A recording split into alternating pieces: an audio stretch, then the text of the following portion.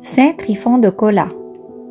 Mitrophant, vers 1495 à 1583, était le fils d'un prêtre de Torjok, petite ville du nord-ouest de la Russie. Âgé d'environ 25 ans, inspiré par une voix céleste, il décide d'aller prêcher l'Évangile au peuple sami dans la péninsule de Kola. À plus de 1800 km au nord, il s'établit dans un petit ermitage sur la rive du fleuve Petchenga.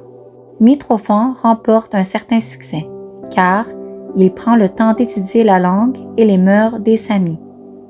Les chamans, prêtres de la religion traditionnelle, cherchent à lui nuire, mais il continue son apostolat. Cependant, un problème se pose.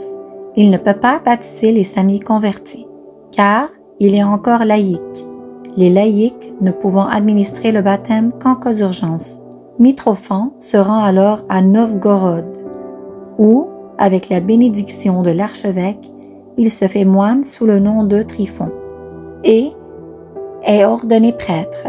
De retour à Kola en 1533, il fonde un monastère et édifie une église dédiée à la Sainte Trinité.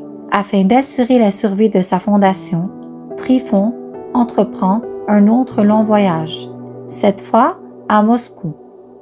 Après 2000 km de marche, il peut enfin rencontrer le tsar Ivan IV, dit le Terrible, qui l'assure de son soutien.